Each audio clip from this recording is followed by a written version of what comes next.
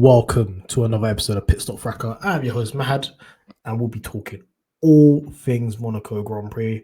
I'm joined by Ranch. How are we doing, Ranch? I'm good. I'm here full time working my ass off. Everyone else gets holidays and breaks. This all bank holiday. They said they're outside. Well, okay. Richard will allow because of football. So he's like, this is a once in a lifetime opportunity. Now we can legally celebrate a league win outside. So fair enough. But the other man, they said the bank holiday. I'm not here, bruv. No, hey, we're here, man. We're here. We watched the most boring Monaco Grand Prix in recent ages. I don't know how you last year was boring. And this was even boring. Like they tried to spice it up. It didn't work out. We're gonna talk about all of those things, but before we get started, follow us on all socials. Follow us on YouTube at Pitstop Fracas. Subscribe if you're watching this right now. Like and subscribe. It helps with the algorithm. Leave a comment. We love to see your comments. If you're listening to this on the podcast, if you're listening to this on Apple Podcasts or Spotify, please give us a nice 5-star review. Give us some nice words and subscribe. And if you're following us on any of the social medias, reach out to us. Give us any questions even throughout the week, and we'll go through them on the pod. But we're going to talk Formula One and the Monaco Grand Prix. Firstly, the best part of the weekend.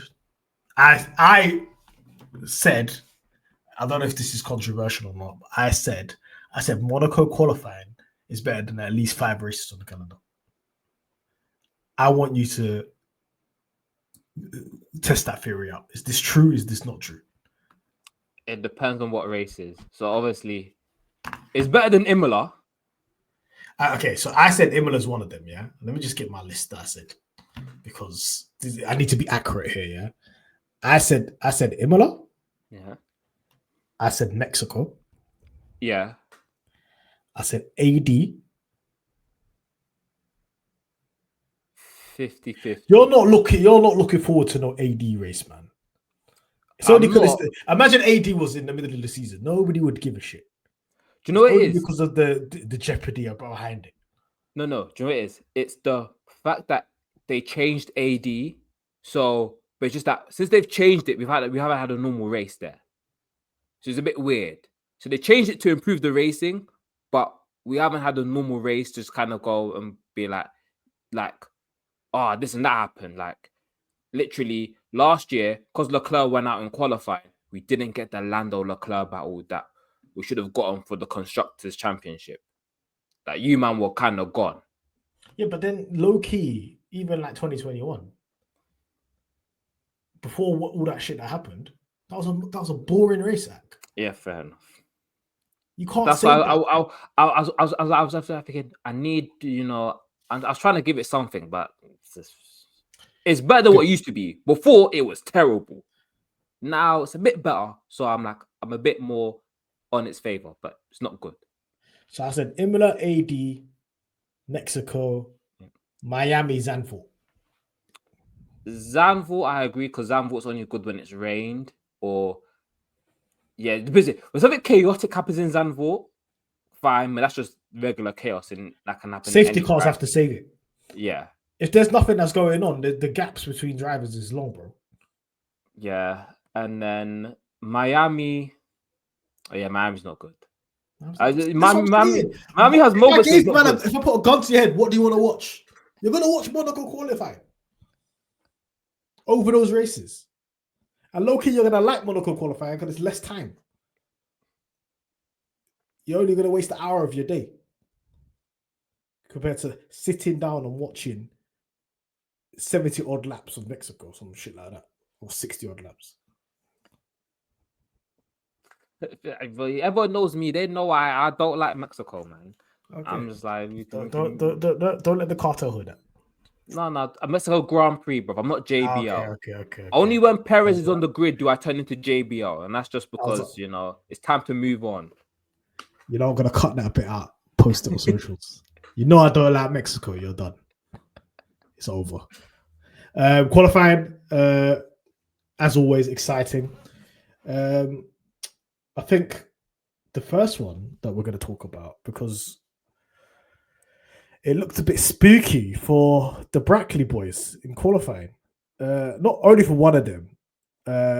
I want to just apologize because I said that Antonelli. I said this a while ago. I said this at the beginning of the season.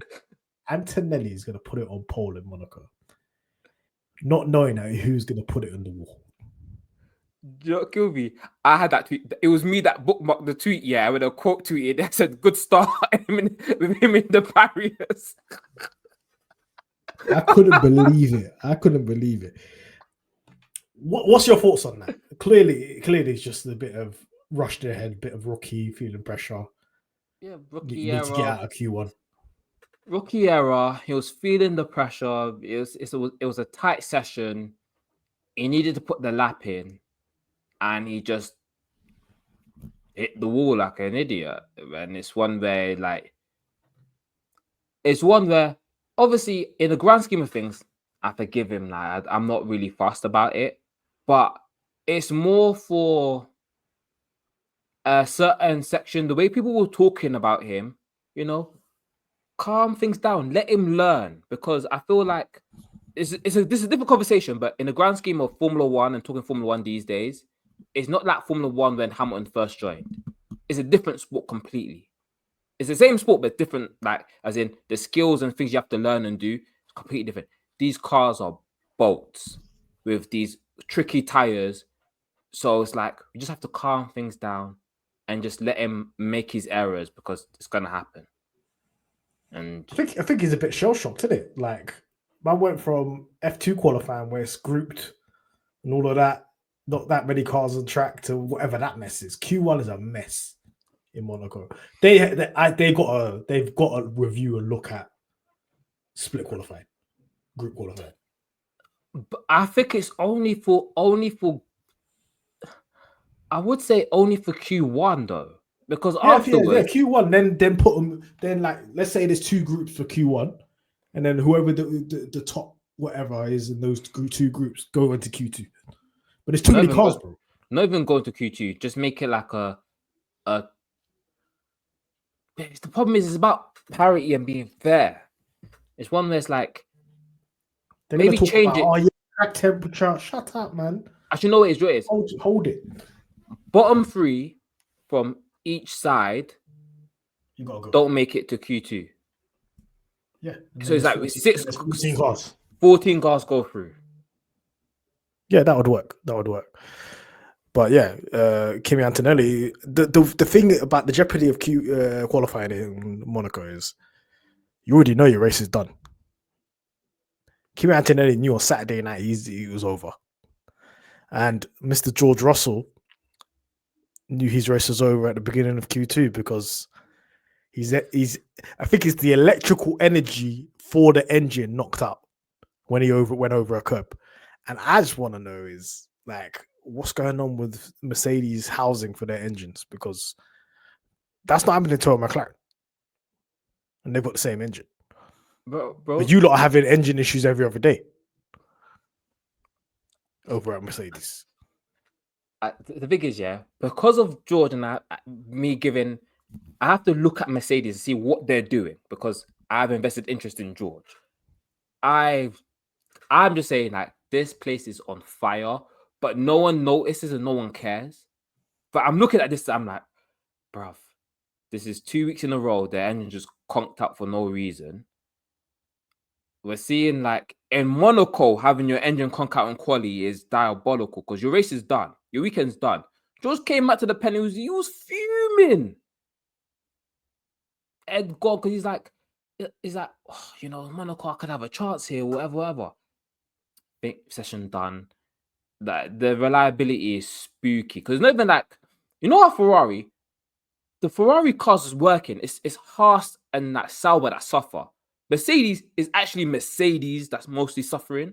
It's not McLaren, it's Mercedes, bro. And Fernando Alonso, but he has his own demons to face. No, but it's the particular way we hear about engine failures, like the engine just blowing up, the ice just done. See a big poof, you know what I mean? The electrical side, the electrical energy that feeds into the engine conked up, so the engine was starved of electrical power. I've never heard of this happening in an engine. and apparently it was triggered by going over the bumps. What's going on over there? It's spooky. Like I'm a McLaren, I'm a Mercedes customer. I'm looking at next year and stuff like that. What's going on over at Brixworth? This is scary because now you got a car stopping in the tunnel, and both your cars are out, and the race is done on Sunday. And we'll talk about the shenanigans of Sunday, but your race was done in Quali already. P14, P15. Or was it P15, P16? I can't remember. No, people P15. Yeah. Okay. Kimi by crashing, Kimi went through to the next qualified session. He screwed over a lot of man, but it is what it is, man. It's spooky. We'll make an honorable mention. Colapinto, we can see you, bro. We can see you. Don't think we don't see you. We can see that you're slow as shit. And we can see that this isn't looking like an upgrade right now. I will say that Colapinto did pass the exam this weekend, as he did pass one of the 3 checkpoints. Last week, he went 0 for 3. This week, he didn't crash. So, applauds. But that's about it. You're still slow. You have no point. These metrics suck. I went 0 for 3, 1 for 3. Bro, this is crazy. If this is an NFL team in the red zone, you went 1 for 6 in the red zone. You stinking. That's unacceptable. But Colapinto, we're keeping an eye on you. Don't think we're not noticing. I know you're probably relishing and you want to talk about this. What's going on with Yuki Tsunoda? Out in Q2. Knocked out by both V-Cubs. The slowest of all the Red Bull drivers. Was he better off in the V-Cup? He might have got into Q3 if he was in the V-Cup. If he was in the V-Cup, he's definitely in Q3. It's one of those things where, okay, this way, Max Verstappen is Nang, but we are also seeing the difference between teams with 2 drivers who are capable of running with the big boys and Red Bull who just don't have a second driver capable of running with the big boys. Because no one can say that Yuki Tsunoda is levels with Russell, Piastri, Norris, Hamilton, Leclerc. He's not in that group. Now, obviously, he's fallen behind Antonelli, but we know like Antonelli is that's something special. So we know there's a special kid in there. And it's just one of the ones where we're just sitting there going, you guys put he's better than Lawson, but being better than Lawson isn't good enough to be in a top team in a top car, especially if these top cars are all hard to drive. It's like, the V carb is an easy car to drive, so you can, relatively speaking, so you can kind of cook. This Red Bull's a hard car to drive, and he's not maximizing things. He's not meeting the minimum expectations. He's doing a Perez like performances, which wasn't good enough. So were they better off just collecting a check from Perez? I know they're probably collecting a Honda check right now. No, because if they were collecting checks from Perez, that would have blocked Hadjar, and we're seeing good things from him. So it's like, you don't block the pathway for mid. You just shuffle people along and allow there to be a gap that if anyone good comes along, anyone who's ready, they're able to seamlessly fit in and fill in. Like, we're now seeing what Lawson's on, you're seeing what Hadjar's on, and then you got whoever's next in the pipelines, get them ready, see what they're on, and then whoever's the best, whoever shows that they are that guy, gets a go with Max at Red Bull. But just don't waste time. Like, just chuck these guys into the right positions and don't dilly-dally. You've done that with Perez. It'd gone too far. It'd gone for too long. So just, moving on. You don't need that much money, bro. It's a budget cap era, bro. Yeah, but I think at a certain point, Yuki's going to have to make an upturn because they're not going to really have this, are they? No. Especially in somewhere like Monaco where we saw literally in 2022, Perez bloody won it. Yeah, but there's an asterisk on that still, you know. Yeah. He was competitive. It's not. He didn't qualify 10th, did he? Or 12th? True. Yeah, but I think also the Red Bull then was better than the Red Bull is now. Yeah. So it's one thing where like there is a bit of a weird situation where they're fixing the car, but it's not good enough right now.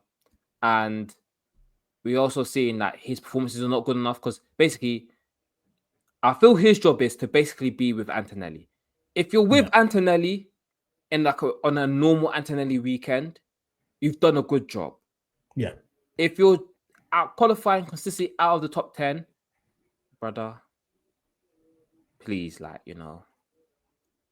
My friend. Yeah, I hear it. But you just mentioned it. Hajar, how impressed have you been with that qualifying performance? I am very impressed, very happy. We won. The investors, we won. And it's one thing where as long as they keep him in that cash up car the entire season, don't put him in Red Bull. Like if he does, let him do T. If you want him to be in the Red Bull for next season, put him in TPC running, the driver tests. That's when he touches the Red Bull. Other than that, though, I don't want to see him in a Red Bull this season. Just let him cook in that car. He's in a good place for him to develop and grow and learn Formula One. Like, don't rush things. There's no need to do it. Let him progress naturally. But yeah, he's done an excellent job this season.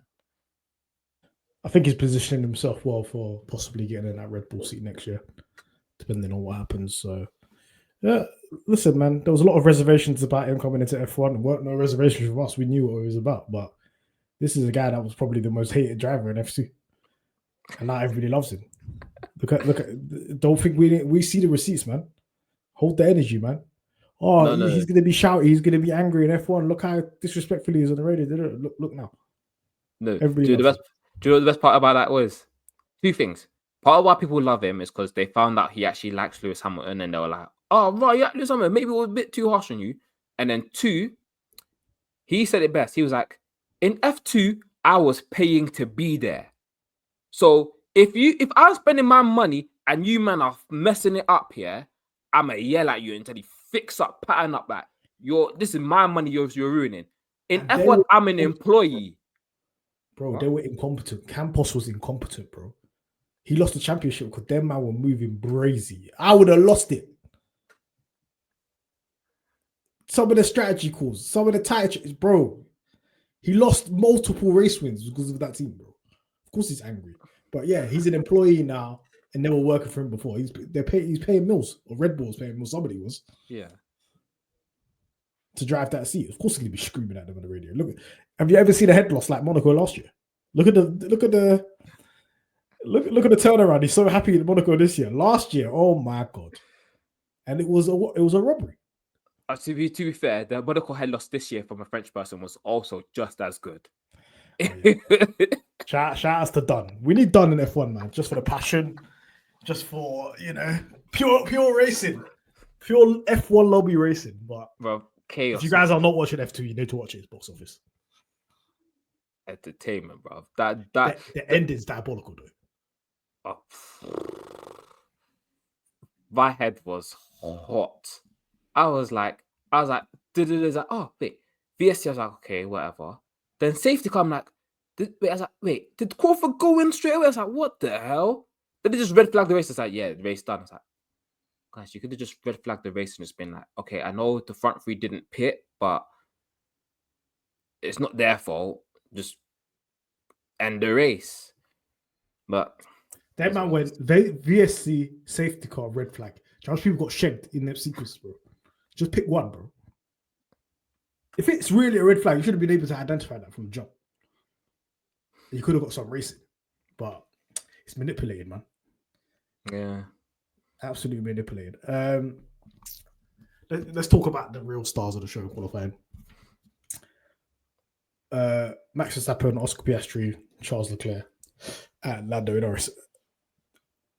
What did you think going into that last run in just Q3? What was your thoughts? You saw McLaren going out very, very early. Did you think they made a the wrong strategic decision?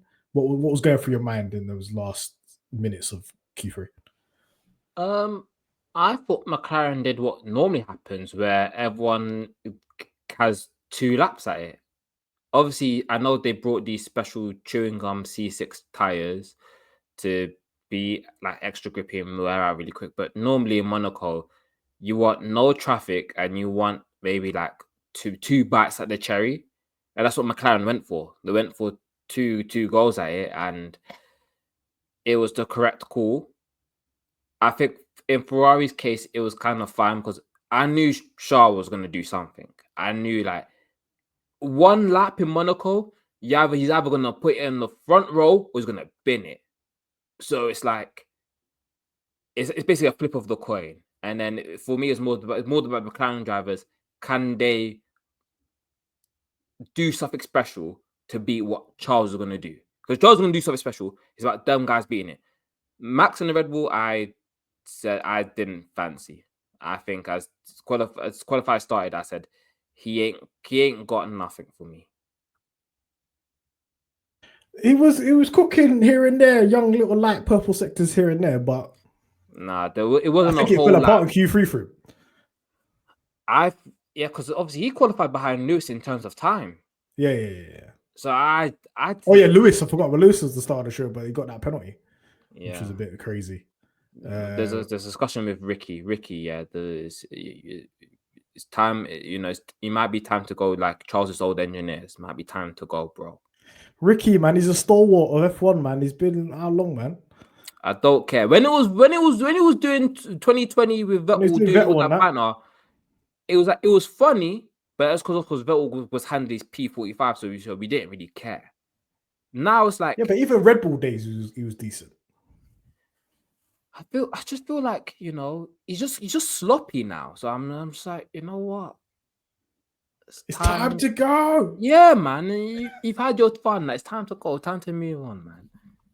On to the next guy. Man. Because that's 100%. That's not even Lewis's fault. No, because he was like, the man literally told him the wrong thing.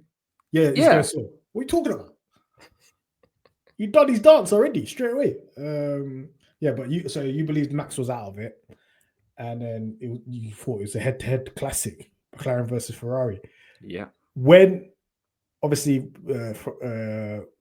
Norris went on provisional pole, and then Leclerc was about to do his lap, and then the McLaren had to go around again. Did you think he had something extra in the tank for that second lap? Because you have to understand that these tires were older than the Ferraris now when they went round again.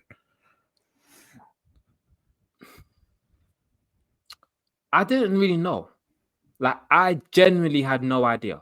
Because it's one where I sit there and just go, like, maybe because the McLarens have been kind of funny with qualifying, it's like maybe if they get everything absolutely spot on, you might squeak ahead. But I wasn't entirely confident of saying that one person was going to win Quali. I just didn't have that belief in me. I was just there going, I'm just going to watch this and let's see how it plays out. Like, there was no confidence. Like, either way, they've gone different strategies. They've put their cards on the table. Let's see who's that guy. It was very much a am I that guy moment. Yeah. And Lando Norris proved to be that guy. Was he the expected McLaren driver that you thought was going to be on pole that weekend in Monaco? Because obviously Piastri's been the hot favorite, he's the championship leader, and he looked quite good in the last 2 Monacos against Norris.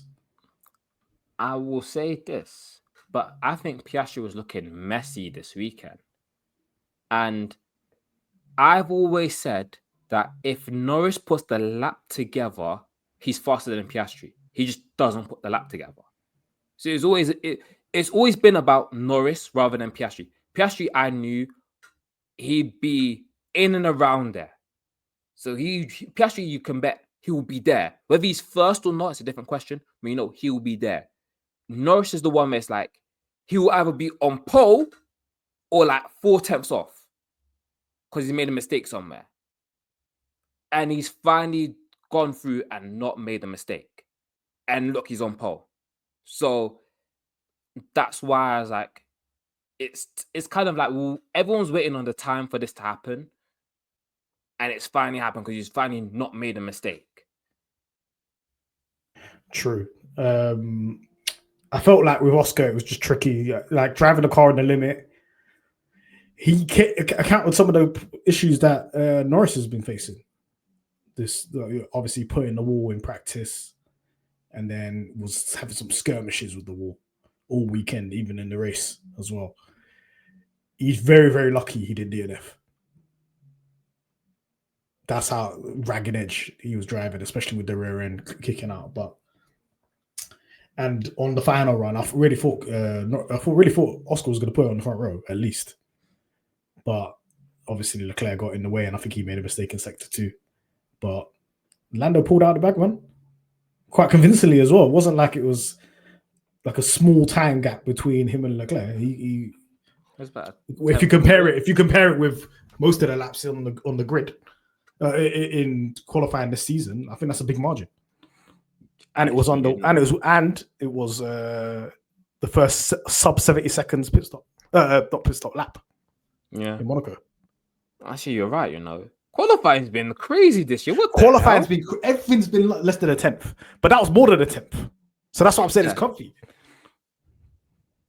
and that's Monaco. That's 77 lap. That's a 70-second lap. It's not like a long track. Fair enough. I underappreciated the work he put in. Like, obviously, I appreciate the fact that he got it under 110. He's put in a 109, but I was kind of looking at it and say, 1.7 ahead. And then I realized, you just tell me now, I was like, damn, that's actually really close. That's actually really a gap for this season. That's a gap. And if that was, let's say we put that on a Miami track, that's a big gap. If you kind of like take that information and put it on other races this year, it's quite a big gap. So yeah, really good job. And I think that sealed the race. Yeah, unless something really stupid happened. Like a 2-stop strategy being forced by the FIA. And I think that kind of gave us a little bit of nervousness coming into the race. You saw the F2 start, you saw the Porsche start, and you're thinking, something's going to happen here, or there's going to be a flag, or whatever. What did you think coming into the race start? I said, nothing's going to happen. These are supposed to be the 20 best drivers in the world. Nothing should happen. It's like F2, these men are fighting for their life, and they're fighting their bozo genes. Yeah. F1, you're supposed to like kind of conquer that and just be like, look, let's just get to business. Porsche Supercup's got retired actors in there. Exactly, bro. They got a man who some dentist from Ohio, bro. They got man who died in Grey's Anatomy like 12 years ago, racing in there. So I'm not like, oh yeah, like, you know, it's all right, you know. Next thing you know, they'll have YouTubers in there in like 2 years, bro. You never know. So race start. Both got off a good start, Leclerc and Norris, but Norris did a big lockup into turn 1. Did you think this is it? It's Jova. This is another Lando Norris bad start, or did you think, he still had this coming? I think he still had it covered in the sense of, if I can't put it, because he was on the inside, I think he still had it covered. If it was like a case where they like poles on the outside, then it would have been a bit like, he's messed it. But he's on the inside, and these F1 cars are too big. So I was more like a thing of, if this was last year or the years before where Monaco was a 1-stop, I would have been like, it's over for him. Because that tire is cooked. He's going to pit at an opportune time. And something will happen. Because it's a mandatory 2-stop, I was like, yeah, it'll be all right. It's like, well, good. Yeah, it's like, you know, you could pit in twice. So it's like, if you find the moment you have a gap you could pit into, then driving you have to pit again at some point. So it's not that deep. Yeah, and I think the one incident that kind of thought, oh, there's something going to happen here was Gabriel Bortoleto and Kimi Antonelli on the opening lap.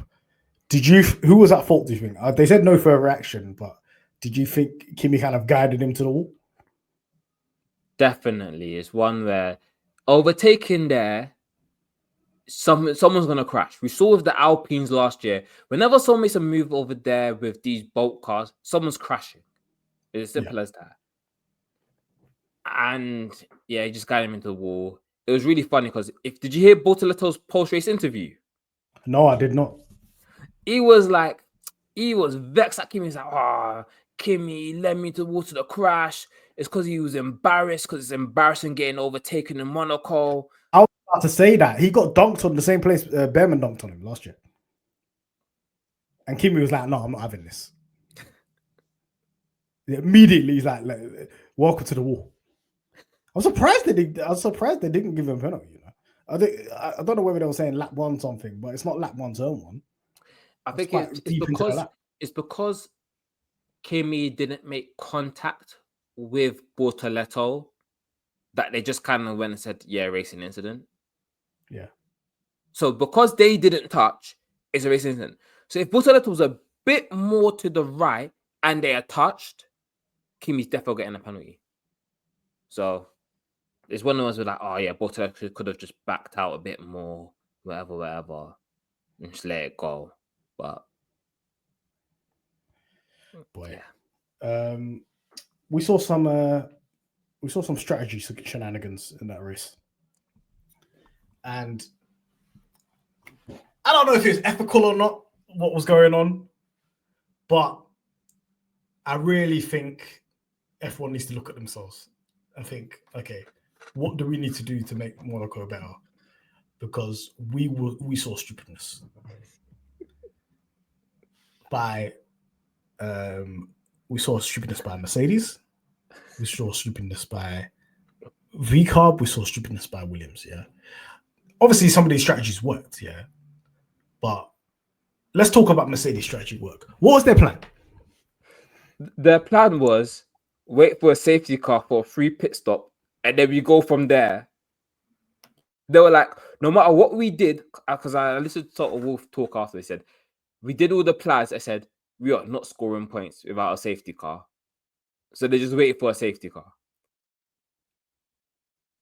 And then This can't be, your whole strategy can't be pinned on this, bro.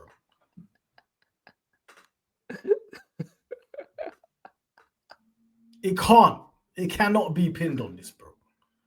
I understand being stuck where you are, yeah. But their man said basically, it's my day off. I'm not doing anything. Pit crew was having a jolly up. They didn't need to do anything. Your strategy can't be don't move at all. And then when you do get caught up in something, Mr. George Russell, Mr. I prefer not to speak. What's going on? Albon's holding him up. He decides I'm going to go straight on at the chicane and pretend like, oh yeah, he's braking dangerously. Then he says, give me a penalty. This guy's stupid. Why would you tell them give me a penalty? He would have got a less penalty if he genuinely wanted to argue the case that he tried to brake check me or something like that, or was dangerous, whatever, and he didn't want to give the position back. I guarantee he would have got less of a penalty than a driver. It's because he brazenly said, give me a penalty. He's dumb. The thing is, he's actually written in the stewards report saying that because he's just in the radio, just give me the penalty. I don't care. You know what? But I respect it because his head was gone from Saturday. He was in the race. He was being held by the Williams. He just lost his head and said, F it. But it's not like, you know when Max Verstappen loses his head and he crashes into people for no reason? Yeah. George just cut the corner and said, I can't be asked to do this whole thing. Because it got even worse. Because Albon's defending got even worse when it was with Kimi. Because it just turned dangerous. Yeah. And George was like, I'm not living this life. I'm going to just go cut the corner.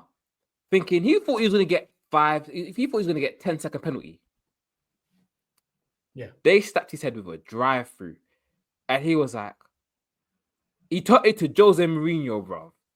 He said, I prefer not to speak. And then he spoke anyway.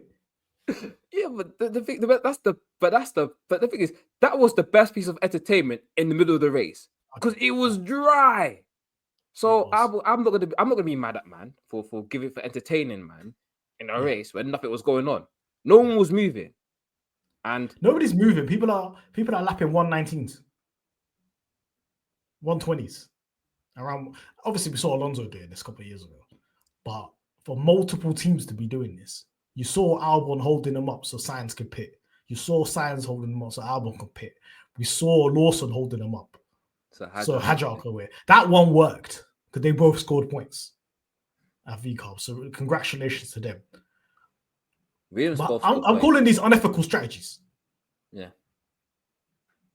these are unethical strategies, and the one that the most shameless one is Verstappen and Red Bull. What was your blasted plan? I've never seen a team say we're waiting for a red flag. I've heard about safety car. I've heard about VSC. The man said, I'm hanging out here and I'm going to drive off pace and try to back Lando into Charles because I'm waiting for a red flag. Have you ever heard of this?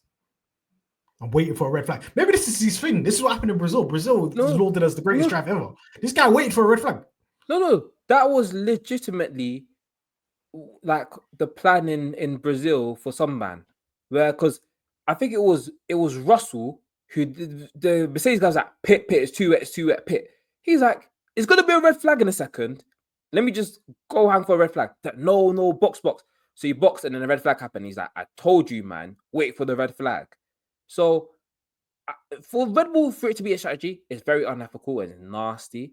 But I'm not going to blame them because it's either finishing fourth or finishing first with the red flag. They gave up third for the chance of finishing first. Yeah. Because when Oscar Piastri pitted and they gave him a slow pit stop, that was their opportunity to do a hot ins lap and get him in the pits. That was a real opportunity, at least be side by side. They gave up that opportunity to do whatever fugazi shit they were doing in terms of waiting for a red flag. You're right, but I sit here and just go, you know what?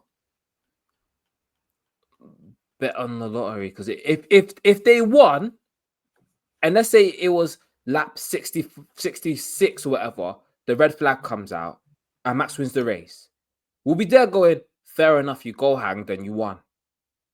Like, I won't be mad at them for go hanging and winning. Yeah. I tried to do O'Sullivan F2 last year. Yeah. I won't begrudge. I'll begrudge the FIA more for mandatory this, making these rules, than because they overcompensated for last year instead of just making the change. Going, if there's a red flag, it doesn't count as a change of tires. So you could change your tires, but it doesn't count. So you still have to wait a second. No, I swear it would have counted. That's what Max was hanging out for. No. That's what they should have done. They should have made it so it doesn't. Oh, they should have. But that, do you know what's so funny? Yeah, that was the whole problem last year. Yeah, was that if you just banned changing tires and red flags? You're not banning changing tires. You could change your tires, but just say it doesn't mean that you've changed your tires in our system. I think they should ban changing tires. No, because if there's debris, red flags. I don't care. There's too many drivers that have been checked because of red flags in the last couple of years. No, but if you do it, so it doesn't mean it's your mandatory stop. So you know how in Formula 2 under VSC you can't pit. It doesn't count as your mandatory stop. So if you go in and pit, that's on you, but it doesn't count as your stop. That's what red flag should be. So you'd be like, you could change your tires, because if your tires have run over carbon fiber and they've got a slow punch on it, we don't want you back out on these tires. But just make it sure that that's not your stop. You have to stop again. And that solves the problem. Because then we have strategic variation and people could do different things. But they removed the strategic variation. They controlled it by saying you have to do 2 stops. Yeah. Like, is somebody in the FIA not thinking straight, or F1? Are they not thinking straight to say, why are we dictating the strategy? Isn't strategy variation the only thing that matters in Monaco that actually makes things pop off? and they removed it because of one random red flag that happened last year. I think that's a bit of an overcorrection. Very much so. I think they're under pressure trying to keep Monaco because these men be reading tweets. So when the man at the FIA, they're reading it. Some poor interns reading it. Well, someone's reading these things because obviously you have to keep your ears to the street as a sport. You have to keep your ears to the streets, but they need to also understand that if we're gonna do these things, do it with sense. Like think these things through properly. They've just it was entertaining in the sense of having these generational head losses and people just being very sad, but never again. Yeah, I think they should stop interfering with Monaco. And hopefully next year we've got smaller cars and somebody can do a thing. We did see one overtake. Actually, we didn't on the cameras, but I saw Lance Stroll do an absolute madness overtake on one of the Saubers out of the tunnel. So there's still something that's going down. You know what I'm saying? But Lance Stroll seems like the only guy that's overtaken in Monaco because he did this a couple of years ago. So he did a crazy overtake on the last two corners in the rain.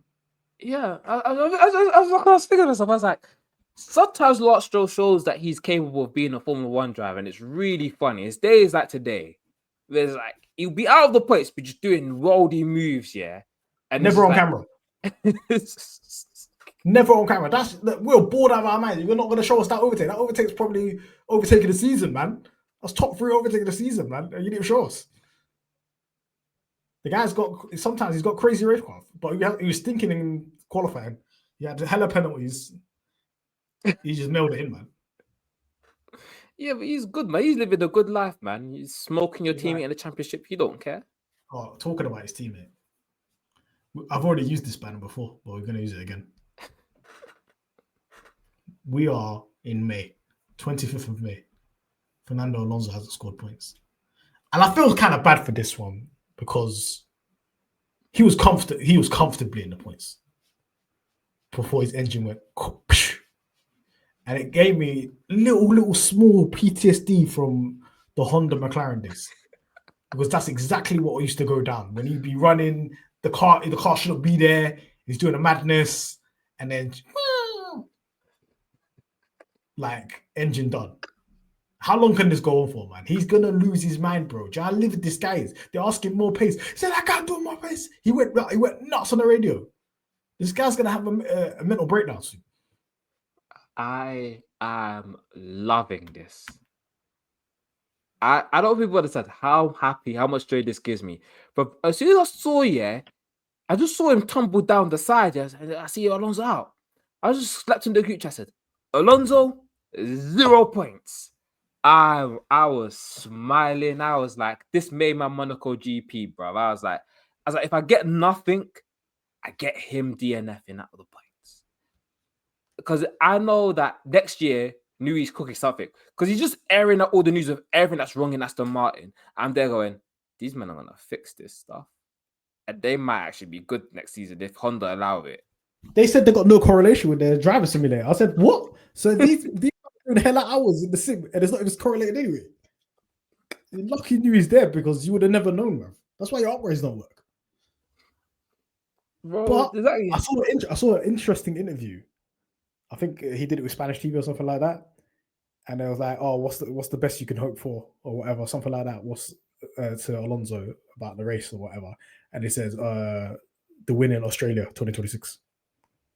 Man's plotting already, bro. I know. He's like, give me the new rocket ship now. That's why I'm thinking, that's why he hasn't had a full mental breakdown.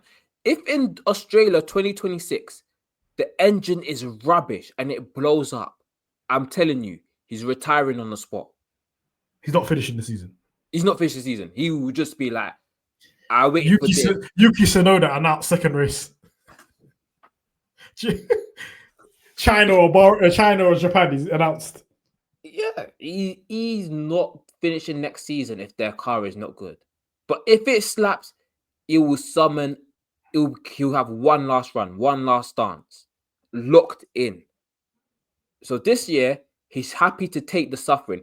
He's gonna moan and complain and be upset when things don't go his way because you know what Alonso's like. He likes that heroic P7 and be like, look at me, I'm amazing. I got P7 in this shit box. Like, I'm amazing. Look at me. He can't do that right now because he has 0 points. And he knows that history won't look kindly on this moment. So he's rattled. Yeah. Because if Lot Stroll was on 0 points, he'd be a little more calmer about it. Because Lot Stroll has some points, he's like, damn. Just doesn't look good. Okay, when does this end? It has to end in Spain. It has to end in Spain. Sophie's got to go down, man. Nah. I need It's one. Got to get a young P9 or P10, man. This is enough now. I reckon maybe Austria. Because a Spain stinker will just be funny. And then I reckon Canada or Austria. Because the Spain stinker would just be like a triple header of just stinkers or pain is just funny. Like, boy, I think he's gonna get it in Spain because I think the landscape's gonna change with with the technical directive. We'll talk about that in a bit, but we're gonna have to talk about the race winner, Mr. Lando Norris, and what this means for the season. He's clawed some points back now after having a bad over the last 2 races. How do you foresee this going between him and Oscar now? Oscar had a bit of an off weekend. It's 3 points. It's still. I'm gonna say this between the top 3. It's between them 3 to sort themselves out. So I'm not ruling out Max Verstappen. I'm not ruling out any of them. I'm just there going. I felt like a lot of people ruled out Verstappen and Norris. I think they thought that maybe Piastri had this tied up, considering winning 3 in a row and all that kind of stuff in the form. Got 7 podiums in a row now. Nah, the thing is, there's so many races that, like, back in the day, you could kind of like rule people out quite pretty simply. These days, there's so many races. I was like,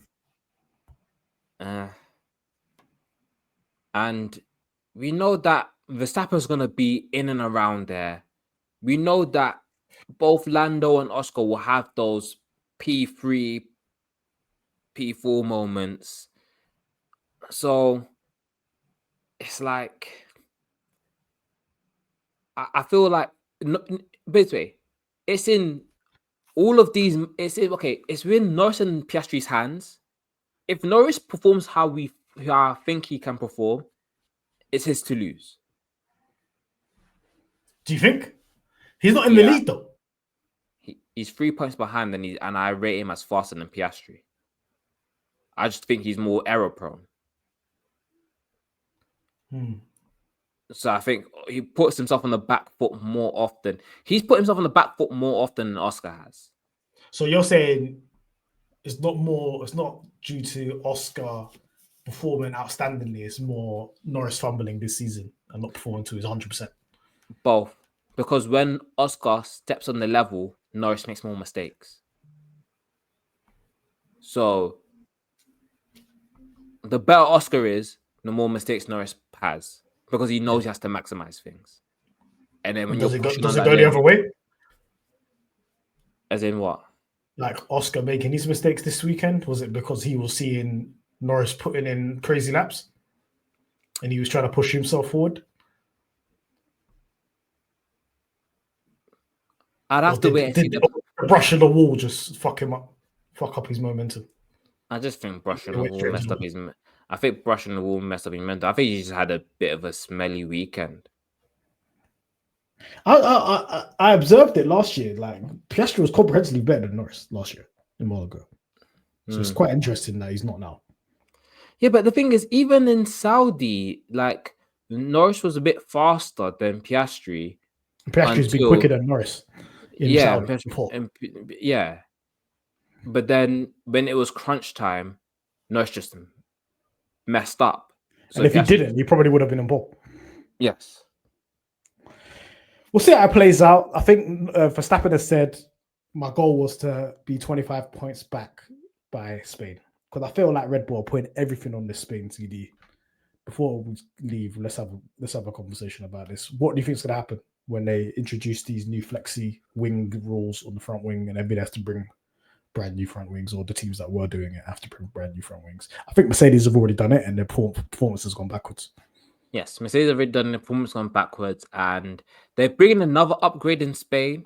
So that will be the dual end all, because I already said in Pitstop Fracas group chat that the way Mercedes looked in Imola told me that Leclerc and Hamilton are beating us on the championship. Yeah. Them man are not good. I think it just depends on what McLaren have in store. So obviously they knew this was coming. They might have something else locked away in the car, just ready to go on the car, and then it's suddenly they find the time that they have lost through the lack of flexi wings. So Red Bull are betting their house on this. It's all or nothing. Hopefully things remain somewhat similar, so we get a nice battle between the two teams. What do you think is going to happen? What I think is going to happen, I think not much will change. I think McLaren are not going to be mudded by this way people think they are. It's going to be Mercedes who are mudded. And then Mercedes, this is so funny. Mercedes wings flex insane, bro. Like significantly more than McLaren. But no, everybody ignores it because McLaren is the team that's winning. But these lot and Alpine were doing a madness. Alpine is the reason they brought the TD in the first place. Because they were taking the piss. So, and you saw it in testing as well. Mercedes, their rear wing was just folding all the way back, bro. The whole unit was going back. So we'll see what happens. I think the problem is, I think it would have affected McLaren if they introduced it straight away. Do not give McLaren lead up time to do anything. This is the problem with it. They've given them 9 races to find a solution. When they when they said, the little mini DRS thing happened in Baku, and then they banned it. And they said, you can't use this anymore. They said they didn't care because they already had another rear wing that didn't do that. And that rear wing was better. They were like, this is just a temporary solution that we're using. So I feel like they're further down the development curve than a lot of teams already. So it kind of reminds me of when they tried to ban something on the Ferrari in 2007 or something like that. And then it just made Ferrari go faster. Like in the beginning, they put a TD out and they're like, yeah, Ferrari's using this. I can't remember exactly what it was. And then Ferrari ended up winning the title. And because it made them faster by getting rid of it. So let's not do these unintended consequences. Before we leave, stink of the weekend.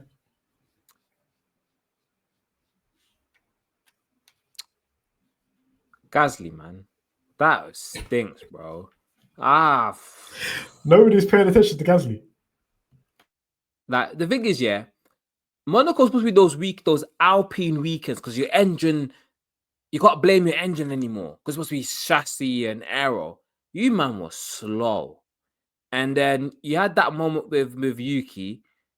And then instead of just parking to the side, you said, I have no brakes, and drove back to the pit lane and got stopped by like Williams mechanics, bro. Bro, he has to check over his shoulder, bro. Flavio's around. Perez is sitting around waiting to take your seat, bro. Like, pay attention. Imagine you getting your chain taken by Perez.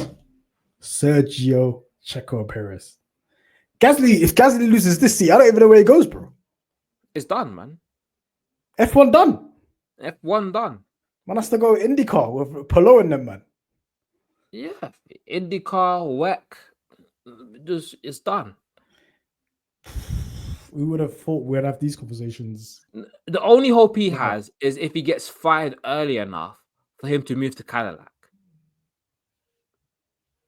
Boy, what I'm saying is you're saying Gasly, I'm saying Colapinto stinks. Colapinto, we can see you. You're just slow, bro. You're just slow. I'm seeing practice sessions and you're 1.2 seconds off the pace, 1.9 seconds off the pace. You're not building yourself up. You don't have to drive on these tracks, bro. What are we doing here? You're significantly slower than you was at Williams. I don't know whether it's the pressure of Flavio or what's going on over there, but this is not an upgrade on doing, bro. Paul Aaron, get ready. Get your helmet. Get your suit fitted. Get your seat fitted. It'll be soon, you know, because if he, I guarantee if Colapinto puts in 3 more performances like this, is over. But summer break is done. The thing is, yeah, if I see Paul Aaron in that seat, my head is gonna get so hot, bruv. Because you think it should be Victor Mines. Bro, it should have been Victor Martins or Mick Schumacher. I'm there going, I'm seeing this merry-go-round of driver. I'm just like, I don't rate any of you, man, like that. Like, it's just, It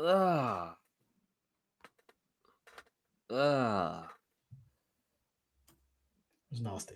Driver of the weekend.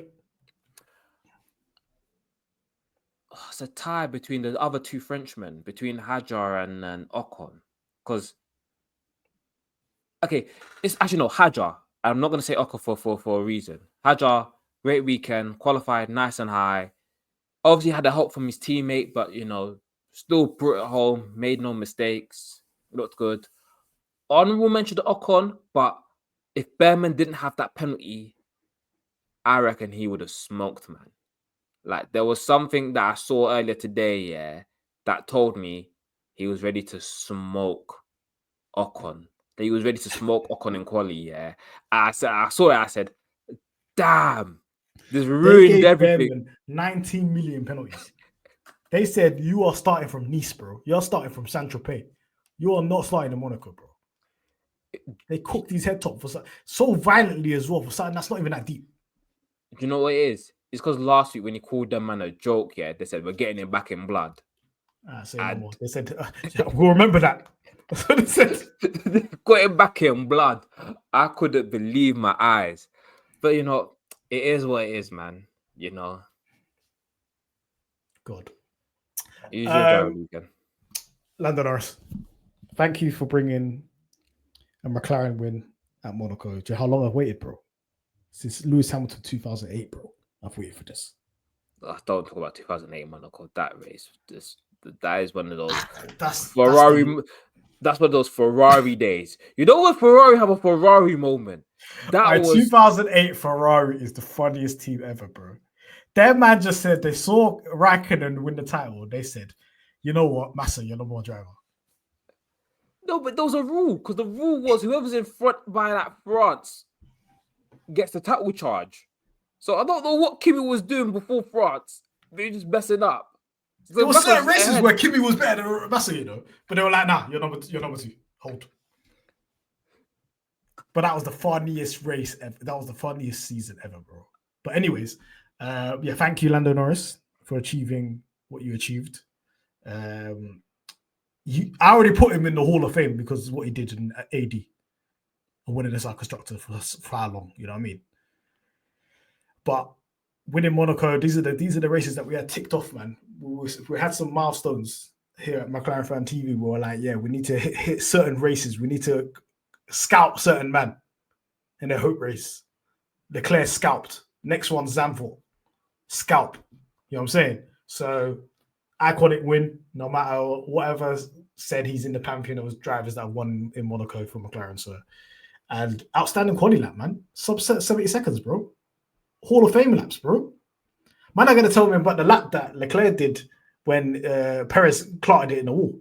That, you know, when Leclerc was on a mad lap and then it got red flagged because Perez clarted it. People are going to be talking about that. I'm like, nah, this is a better lap because it actually ended.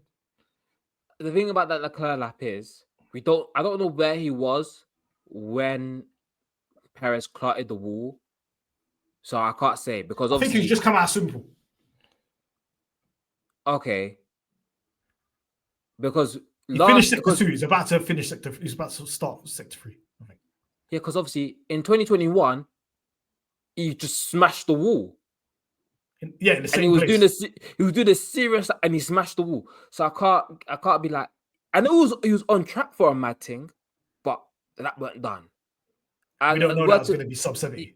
Yeah, word to Max Verstappen in Jeddah 2021, he didn't finish the job.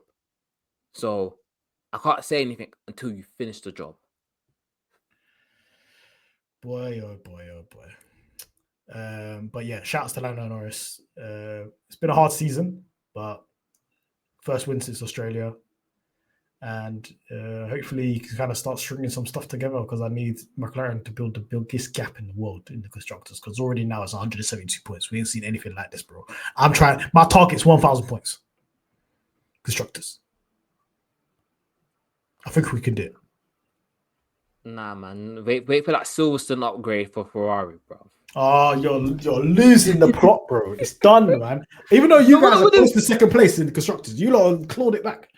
I'm telling you, Mercedes are finishing fourth. Mercedes were comfy second in the constructors. I don't know what's happened now. They're going to fight for their lives. Because they scored 6 points in 2 races. Because they're not good. They're not. The organization is fugazi. It was Red Bull and Ferrari messing up more than Mercedes being good. This is what I'm saying. This is why I'm just Mercedes put the engine in the bag. Put the 2026 engine in the bag. Because I know chassis aero, we're cooking it. Just put the good engine in the bag with the Petronas oil. You get me? And you clock the McLaren and go oil sponsor because we're just using Petronas, but we don't want to advertise it, bro. Yeah. Just put it in the bag and let us show you how to build a car. Because this is what's happening right now. I saw a Mercedes get lapped twice, bro. By a customer team. Bro, George Russell saw himself get lapped twice, started cutting corners. His head was on Mars. Let's talk about this because I think, especially George and Leclerc, if they see Norris doing something, their head is on Mars, bro. Leclerc, when he lost the pole, the fact that it was Norris, his head was on orbit, bro. He was livid. No. Leclerc's head has been on orbit the entire season. It is really funny. Him and his fans their heads have been on orbit the entire season. And it's like, it shows in the funniest ways. Because like last week in Imola, Lewis was like, you know what? I think we could be good in Monaco. Leclerc was like, no, we're going to be rubbish. We're going to be rubbish. Turn around, yeah. No optimism. Turn around. Ferrari were good. And then I was like, oh, we were good, but we didn't win. And I was like, you'd think that's you think it sounds like elite mentality. No, just pure negativity, bro. It's like lost hope. Yeah, like he's just lost hope because he was geeing himself up for a championship charge. It didn't come to pass, and now he's lost all hope. And I think as well, he had false hope as well in the race because the way Max was backing him up. Max backed Lando into Charles, and then Charles was thinking, yeah, I got this. I could do something. He's going so slow. Maybe this is Lando's pace. The brother just slapped fast and slap on your head top in the last lap. That's crazy work, bro. That's crazy work. Man said it was just Max holding me up, and I didn't want to overtake him because Max will clock me in the wall, bro. You know what killed me? Yeah, it was when Lando was like, "Can you tell Oscar to come and put pressure on Charles?" Out there going, I know you have more pace than this. Like, I'm like, I know you have more pace. Do you know what it is? Lando was like, I don't want to go near Max, bro. Max he will say, let's DNF together, bro. He's like, I do not need to be near this guy. At the end in the cool down room, he's like, yeah, I was driving slow because of Max. I didn't want to be near him. I was doing it on purpose, bro. Obviously, there was always the risk of if Lando made a mistake, then Leclerc could get him. But the man just slapped fast his lap at the end like it was nothing, bro. He's done that a couple of times, you know, where he slaps fast his lap on the last lap. He's a hiding pace merchant, bro. That's what he is. But yeah, he's driver of the day. Anything else? No. This guy's proper thinking, boy. Nothing else that stood out this weekend that you're keeping an eye on? Who's on your radar? Oh, wait. Congratulations to Lawson. You grabbed points. Now you and Yuki together have the same amount of points as Hajar. So... Do you know what's killing me about Yuki? Oh, my life. Do you know how much points he would have scored in the V Cup right now? He would have been comfy. He would have had more points than Hajar. Yeah. He would have been comfy. He's being shagged right now just to look like he's just for the sake of saying I drive for a top team. That man ain't top right now because I don't know what strategy Yuki was on, boy. I'm clocking Red Bull strategy. I'll keep an eye on that because why did they go into the race with so little tires? They had to run us soft. They're cooked. They're not even thinking straight, bro. No, because I genuinely believe that they just knew that they were going to be slow. So they said, fuck it. Yeah, their whole strategy was just, well, we're betting on safety cars and chaos. Because they just knew they weren't going to have the pace. Damn. All right. Well, Red Bull, we'll keep an eye out. You said you pinned all your hopes on Barca. On the next pod, we'll see what's happened and who's slow and who's quick. Hopefully it's not us. Hopefully we're not impacted, McLaren. But yeah, thank you for listening. We will be back next week with the Barca review, the Barca Grand Prix. Until next time, peace. Peace.